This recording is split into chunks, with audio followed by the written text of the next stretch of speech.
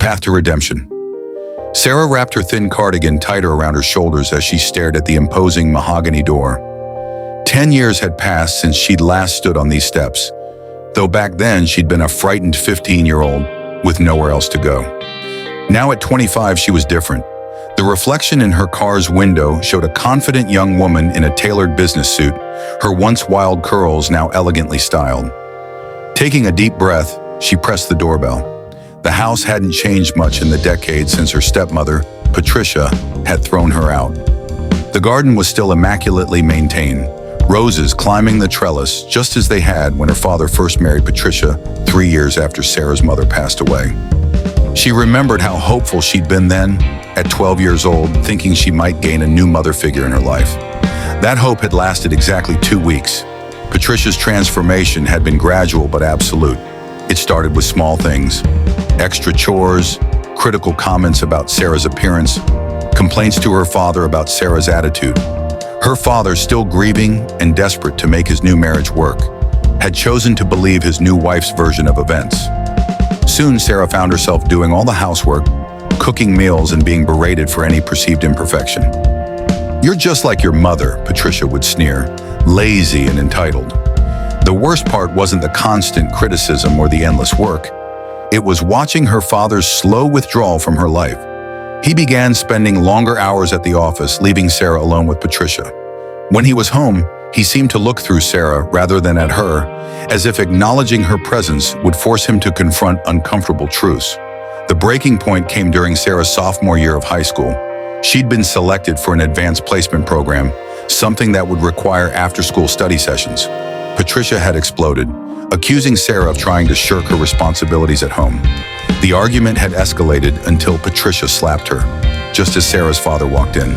Instead of defending his daughter, he turned away. That night, Patricia demanded Sarah leave, claiming she was too difficult to handle. Her father had remained silent, and Sarah found herself on the street with nothing but a backpack of clothes and her school books. The first few weeks had been terrifying. She'd slept in parks, in the school library when she could get away with it, and occasionally on classmates' couches, never staying too long in one place. But fate had other plans. While studying late at the public library one evening, she'd caught the attention of Margaret Chin, a retired teacher who often volunteered there. Margaret had noticed the same girl coming in every evening, wearing the same clothes, trying to wash up in the bathroom. Instead of calling social services immediately, she'd approach Sarah with kindness and patience, offering her a safe place to stay just for a few days. Those days turned into weeks and weeks into years. Under Margaret's guidance, Sarah had flourished. She maintained her excellent grades, graduated as valedictorian, and earned a full scholarship to business school. Margaret had formally adopted her during her senior year of high school, giving Sarah the maternal love she'd been missing for so long. Now Sarah was a rising star at a prestigious consulting firm. She'd just made junior partner, the youngest in the firm's history. But success wasn't what brought her back to this door. It was Margaret's wise words. Forgiveness isn't about them deserving it. It's about freeing yourself. The door opened and Patricia stood there, her hair now streaked with gray. For a moment, neither spoke. Then Sarah saw him behind Patricia, her father looking older and smaller than she remembered. "Hello," Sarah said, her voice steady. "I think it's time we talked." Her father's face crumpled, tears forming in his eyes. Patricia's carefully maintained facade began to crack. Sarah stepped inside, not as a victim returning to the scene of her trauma, but as a woman strong enough to offer forgiveness while maintaining her boundaries. Over the next 2 hours, years of pain, regret, and unspoken words poured out.